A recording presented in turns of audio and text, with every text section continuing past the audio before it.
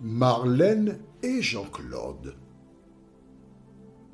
te présentent pour 2026 la série qui s'intitule « Voici, il vient ». Merci pour ta fidélité et que l'Éternel continue de t'éclairer tandis que tu découvres la vérité. C'est toujours un bonheur pour nous de te retrouver, une joie de partager la vérité. Notre thème de ce jour s'intitule « Avec foi ». Notre référence, c'est Matthieu 21, versets 21 et 22.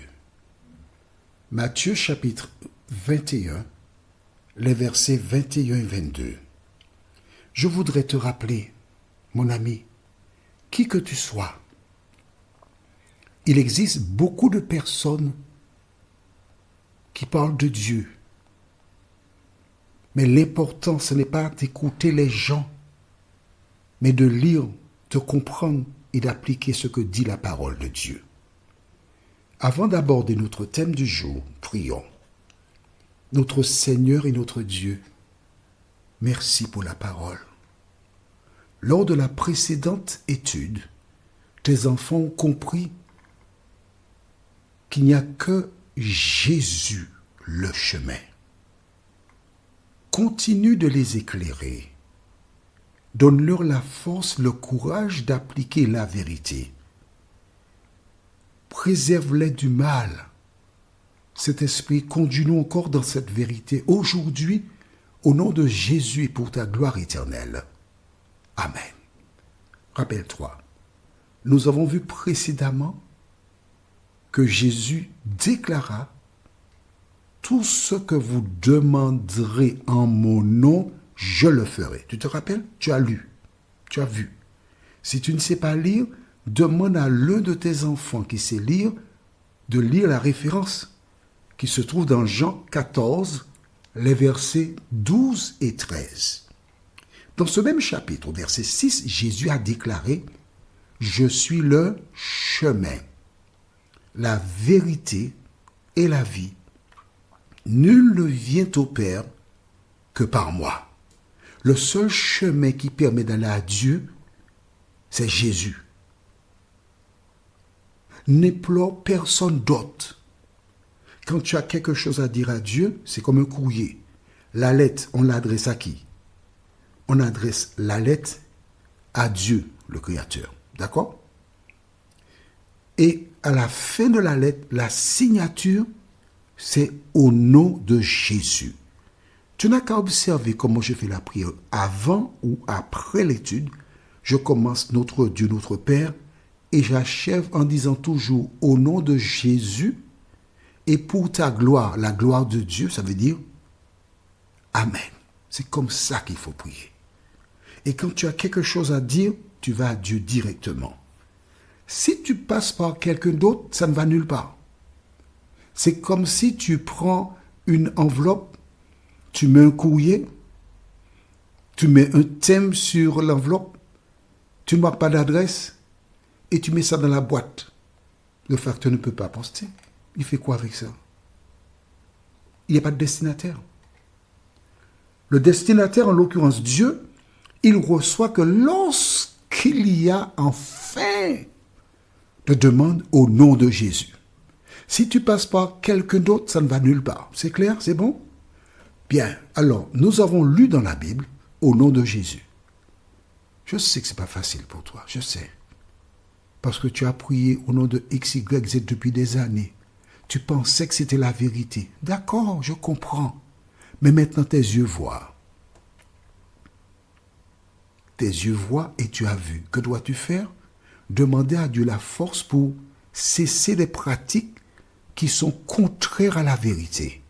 Et tu verras, il te bénira. Aujourd'hui, nous verrons un autre élément très important dans le cadre de la prière. Avec foi. Nous lisons dans Matthieu chapitre 21, les versets 21 et 22. Matthieu 21, versets 21 et 22 déclare: Jésus leur répondit: Je vous le dis en vérité, si vous aviez de la foi et que vous ne doutiez point, non seulement vous feriez ce qui a été fait à ce figuier, mais quand vous diriez à cette montagne, ôte-toi de là et jette-toi dans la mer, cela se ferait. Tout ce que vous demanderez avec foi par la prière, vous le recevrez. Tout ce que vous demanderez avec foi par la prière, vous le recevrez. Qu'est-ce que cela veut dire concrètement? Tout ce que vous demanderez avec foi par la prière, vous le recevrez. Bon, Seigneur, donne-moi les 8 chiffres du loto. Au nom de Jésus, amen. Est-ce que tu penses que Dieu peut t'exaucer pour cela? Non. Seigneur, donne-moi une femme riche. Non, un homme riche, encore plus mal. Dieu ne fonctionne pas comme cela. Il te donne ce qu'il te faut. Prenons un exemple. Les enfants d'Israël sortaient d'Égypte. Et en chemin vers la Canaan, Dieu leur donnait la manne. C'était ça la nourriture. C'était une sorte de gâteau qui avait un goût de miel. Chaque matin, ils devaient sortir ramasser la quantité qu'il leur fallait pour manger. À travers cela, Dieu a rappelé ce qu'il avait déjà dit en Éden. Il a dit à l'homme, tu peux manger. Et après le péché, il a dit, c'est à la sueur de ton front que tu chercheras ta nourriture.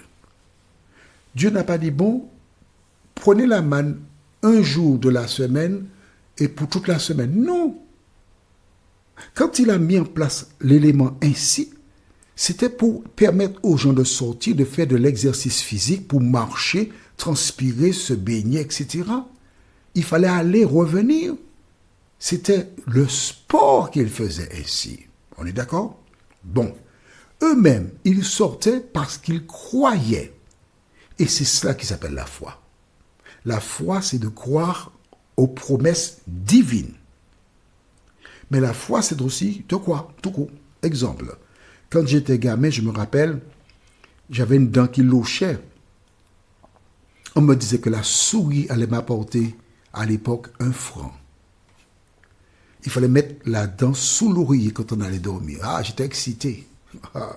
Et le matin, à mon réveil, dès que j'avais ouvert les yeux, je soulevais l'oreiller, le franc était là.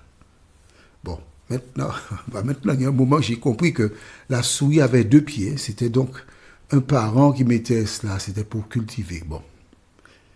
Mais quand j'allais dormir, j'avais la certitude que j'aurais le franc. Et c'est ça la foi.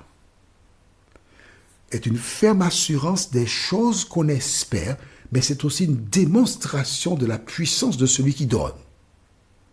Je te donne un exemple simple de la foi. Si tu aimes Dieu vraiment, si tu veux faire sa volonté, quand tu demandes quelque chose, tu ne demandes pas au futur, mais au passé. C'est-à-dire, quand j'étais aux Antilles, je devais me rendre à l'hôpital. J'étais donc sur la Martinique.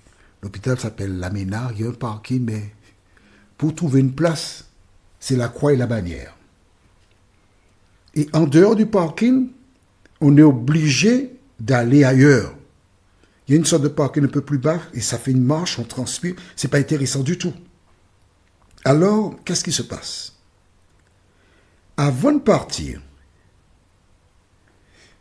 je faisais quoi? Je faisais ma prière. Comment je priais? Écoute bien. Seigneur, je m'en vais en direction de la Ménard. Je te remercie pour la place que tu m'as déjà réservée. Au nom de Jésus, amen. Là, je t'ai appris en même temps comment commencer une prière et comment l'achever. Et le contenu. Tu as vu? La place que tu m'as déjà réservée. Et quand j'arrivais sur le parking, j'allais vers il y a l'escalier qui permet d'avoir accès. J'allais vers l'escalier et un véhicule partait toujours et je garais mon véhicule. Quand tu pries, ne parle pas au passé, non au futur, parle au passé. La conviction, c'est que Dieu a déjà fait la chose pour toi. Et tu verras la chose s'accomplir. Cela s'appelle la foi, croire. Maintenant, si tu doutes, tu ne crois pas. Mais si tu crois fermement, le Seigneur ouvrira la porte pour toi. Notre étude, la prochaine, ce sera un thème intéressant, le doute.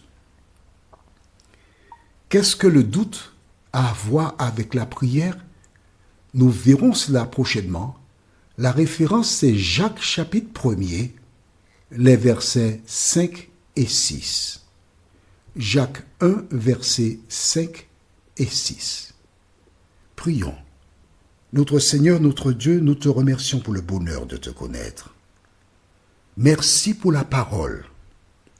Aujourd'hui, nous savons qu'il faut toujours te demander, au nom de Jésus,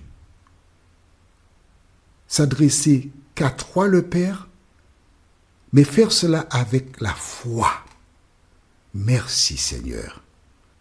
Merci de nous aider à cesser de faire comme ce que les autres nous ont appris. Que le Saint-Esprit nous aide à abandonner les pratiques qui sont contraires à l'enseignement de la Bible, nous t'en prions. Au nom de Jésus et pour ta gloire éternelle. Amen.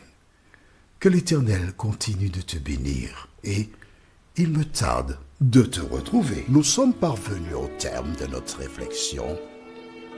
Si d'aventure tu as une question, il te suffit d'envoyer un message par le biais de WhatsApp au numéro suivant, plus 596 696 88 93 93.